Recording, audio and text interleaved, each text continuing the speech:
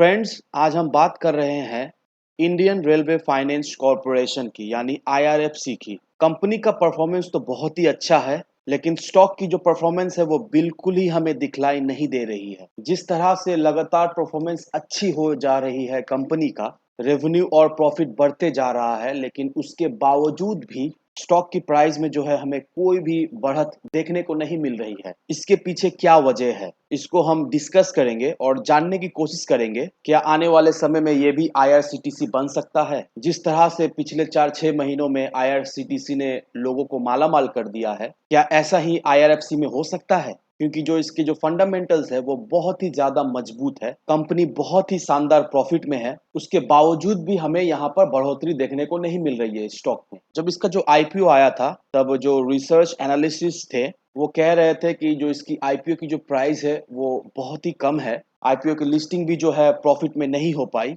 और इसके बावजूद भी इसका जो प्राइस है करीब जो आईपीओ आया था लगभग 8-9 महीने हो गए, वहीं पर ऑलमोस्ट वहीं पर ट्रेड कर रहा है। कोई बड़ी तेजी बन नहीं पा रही है स्टॉक में अब तक। लेकिन क्या वाकई इतना खराब है क्या स्टॉक, या ये स्टॉक हमें एक तरह से बहुत ही बड़ा झटका दे सकता है? और अगर ये स्टॉक जिस तरह से अगर बढ़ने लगा तो क्या आने वाले समय में ये भी आईआरसीटीसी बन सकता है क्या? दैट मीन्स ये आईआरसीटीसी की तरह रिटर्न दे सकता है हमें क्या? तो वो सारी संभावनाओं को तलाशेंगे इस वीडियो में, और साथ में जो लेटेस्ट शेयर होल्डिंग पैटर्न्स जो है आईआरएफसी का, ये हमारे सामने आ चुका है, वो भी इस वीडियो में हम देखेंगे। लेकिन हाँ फ्रेंड्स, उससे पहले अगर आप हमारे चैनल पर नए आए हुए हैं तो चैनल को सब्सक्राइब कर लीजिए, बेल नोटिफिकेशन ऑन कर लीजिए, ताकि मैं जब भी वीडियो अपलोड करूँ आपको सबसे पहले वीडियो का नोटिफिकेशन मिल जाए। तो चलिए फ्रेंड्स, वीडियो को शुरू करते हैं। सबसे पहले जो गुरुवार में जो कारोबार हुई थी उसको डिस्कस कर लेते हैं। स्टॉक ओपन हुआ 23.70 पर, हाई बनाया इसने 23.85 का और लो बनाया इसने 23.60 का,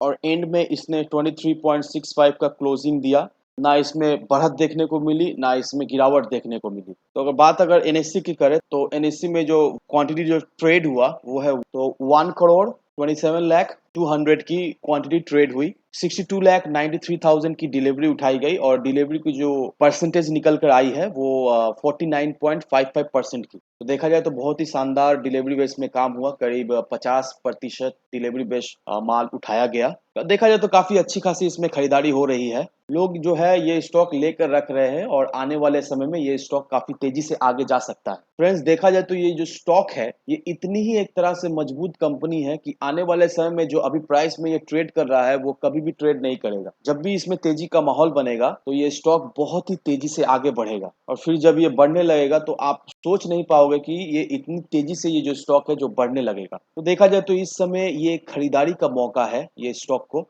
जितना हो सके ये स्टॉक में आप खरीदारी करके रखें। यहाँ पर आपकी जो लॉस की संभावना है वो बहुत ही कम है, क्योंकि जो स्टॉक है वो 20 रुपीज के नीचे जाने का बहुत ही कम संभावना है। चाहे जितना भी करेक्शन हो जाए ये 20 रुपीज से नीचे नहीं जाने वाला है, और जब बढ़ने लगेगा तो इसकी प्राइस जो है बहुत तेजी से बढ़ने लगेगी, क्योंकि जो कंपनी का परफॉर्मेंस है वो बहुत ही अच्छी है। एक बार इसकी हम वॉल्यूम को एनालिसिस कर लेते हैं। पिछले 1 महीने पहले इसका 2 करोड़ का वॉल्यूम था, 1 वीक पहले 1 करोड़ का वॉल्यूम हुआ था, और बुधवार को इसका 2 करोड़ का वॉल्यूम हुआ था, और गुरुवार को इसका 1 करोड़ का वॉल्यूम हुआ। तो देखा जाए तो लगभग एक जैसे वॉल्यूम में ही स्टॉक जो है ट्रेड कर रहे हैं। काफी ज्यादा स्टेबल है ये स्टॉक। 20.80 इसका 52 वीक का लो है, और 26.70 इसका 52 वीक का हाई है। अब हम चलेंगे इसका शेयर होल्डिंग पैटर्न की तरफ, क्योंकि हमारे पास जो है सितंबर का इसका जो शेयर होल्डिंग्स पैटर्न आ चुकी है। मार्केट में रूमर था कि जो एफआईआईज है इसमें होल्डिंग्स अपना कमा लिया है, म्यूचुअल फंड निवेश नहीं कर रहे इसमें, डीआईआईज भी अपना सब कुछ कमा रही है। तो देखा जाए तो यहाँ पर ये जो रूमर्स है वो गलत है। यहाँ पर कोई वैसा कुछ निवेश घटा है नहीं, उल्टा देखा जाए तो एफआईआई ने अपना निवेश बढ़ा दिया है, जो एक बात साबित करती है, क्योंकि एफआईआई बहुत ही गिने चुने अच्छे स्टॉक में ही इन्वेस्ट जाके करती है, कि एफआईआई कोई भी भूल भाल स्टॉक में जाके इन्वेस्ट नहीं करती, उसमें बहुत अच्छा से रिसर्च करती है, तभी जाके वो अपना पैसा डालती है, और वो ऐसे ही स्टॉक में दाव लगाती है जहां पर उसको कम समय में अच्छी खासी रिटर्न मिले। तो बात कर लेते हैं पहले प्रमोटर होल्डिंग्स की। 86.36% प्रमोटर्स होल्डिंग्स है जो कि गवर्नमेंट की है, जो कि 3 क्वार्टर से अनचेंज है बिल्कुल। यहाँ पर कोई भी जो शेयर है वो गिरवी नहीं है, जो सबसे अच्छी बात है।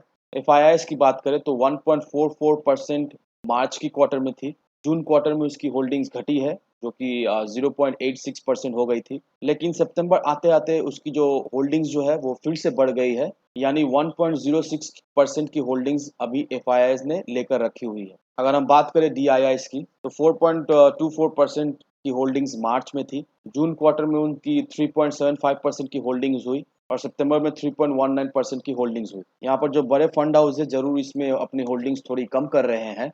बात कर लेते हैं म्यूचुअल फंड्स की तो 3.02% की होल्डिंग्स मार्च क्वार्टर में थी। जून क्वार्टर में 2.62% की हो गई और सितंबर में उनकी होल्डिंग्स 2.08% की हो गई। तो हमारे यहाँ की जो म्यूचुअल फंड है उनकी होल्डिंग्स थोड़ी घटी है, DIS की होल्डिंग्स घटी है। और ये बात अलग है कि अभी भी उनकी अच्छी खासी होल्डिंग्स बची हुई है। देखा जाए थोड़ी सी मामूली उन्होंने होल्डिंग्स कम की है, लेकिन FIIs ने अपनी होल्डिंग्स को बढ़ा दिया है, जो देखा जाए तो बहुत ही अच्छी बात है। अदर्स की अगर बात करें तो 7.96% होल्डिंग्स उनकी मार्च में थी। जून क्वार्टर में उन्होंने 9.03% की होल्डिंग्स कर ली और सितंबर क्वार्टर में 9.39% की होल्डिंग्स हो गई। तो शेयर होल्डिंग्स पैटर्न देख के हमें ये विश्वास होता है कि ये आगे जाके ये स्टॉक बढ़ सकता है और इसकी जो आंकड़े है वो बहुत ही शानदार है जो इसने प्रदर्शन किया है। यानी इन्होंने जो अपना प्रॉफिट जो दिखलाया है वो ऑल टाइम हाई है।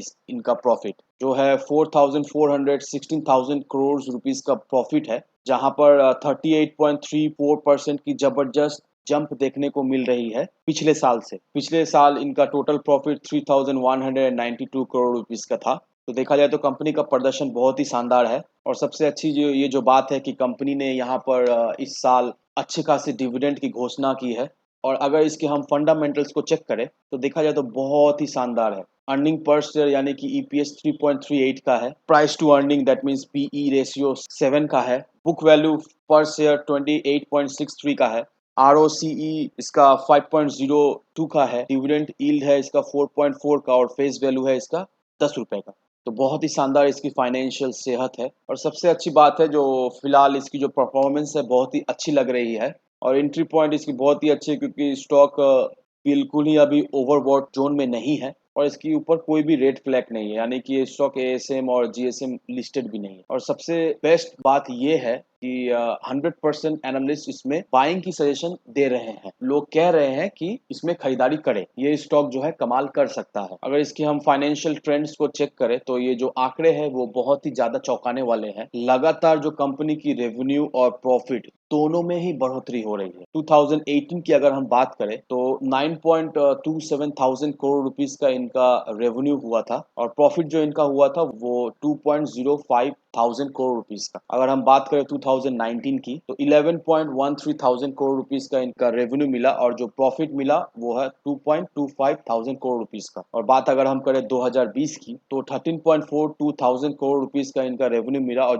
जो प्रॉफिट निकल कर आया वो 3.19 थाउजेंड करोड़ रुपीस का। और 2021 में और रेवेन्यू बढ़कर 15.77 थाउजेंड करोड़ रुपीस तक बढ़ गया और प्रॉफिट 4.42 थाउजेंड करोड़ रुपीस तक बढ़ गया। तो लगभग देखा जाए तो 2018 से 2021 तक इसका प्रॉफिट जो है दुगना हो चुका है, रेवेन्यू भी लगभग दुगना हो गया है। तो काफी अच्छा प्रदर्शन है। ऑर्डर बुक इसकी बहुत ही मजबूत है, लगातार इसको ऑर्डर मिल रहा है। और सबसे अच्छी ये बात है जो कंपनी जो जिस तरह से बिजनेस कर रही है, यानी जो ये कंपनी जो रेलवे को जिस तरह से फाइनेंस कर रही है और इंडिया के अलावा भी ये बाहर से फंड रेस करती है, फंड रेस करके रेलवे को देती है और इसके जो बिजनेस मॉडल में जो है NPA बनने की कोई भी संभावना नहीं है। और देखा जाए तो इसीलिए ये कंपनी लगातार अच्छे खासे प्रॉफिट के साथ काम कर रही है। निवेश इसमें बिल्कुल करना चाहिए, ये स्टॉक बहुत ही तेजी से आगे बढ़ सकता है। फिलहाल देखा जाए तो ये स्टॉक बिल्कुल ही कौड़ियों के भाव में मिल रहा है आप लोगों को। और इस समय में अगर आप अच्छी खासी इन्वेस्टमेंट करते हो तो आने वाले समय में आप बहुत ही कम समय में बहुत ही मालामाल हो सकते हैं, क्योंकि आने वाले समय में देखा जाए तो ये भी IRCTs बन सकता है क्योंकि ये IRCT से कम भी नहीं है। और मैं यही राय आपको दूंगा कि जितना भी गिरावट में ये स्टॉक आपको मिले आप उतनी ही खरीदारी करें। ये देखा जाए तो आपके लिए खड़ा सोना है और आपकी जो निवेश है तो इसमें डुबाने की संभावना बहुत ही कम है और आपके रिटर्न की संभावना बहुत ही ज्यादा है। और जिस तरह से ये कंपनी का जो परफॉर्मेंस है ये स्टॉक आपको मालामाल कर सकता है। और देखा जाए तो आने वाले 5 साल तक अगर आप निवेश करके इसमें रखें तो आपको 300 से 400 ट्रेड करते हुए मिलेगा आपको ये स्टॉक। तो यही कहूंगा कि आप ये स्टॉक में निवेश करके रखें क्योंकि ये स्टॉक आपको जरूर मल्टीबैगर रिटर्न देने का क्षमता रखता है। लेकिन फ्रेंड्स, कोई भी इन्वेस्टमेंट करने से पहले अपने फाइनेंशियल एडवाइस से जरूर एडवाइस ले ले, क्योंकि मैंने ये वीडियो आपके एजुकेशन पर्पस के लिए बनाया है। वीडियो अगर आपको पसंद आए तो लाइक शेयर सब्सक्राइब जरूर कीजिए। तो चलिए फ्रेंड्स, मिलते हैं हम अगले वीडियो में।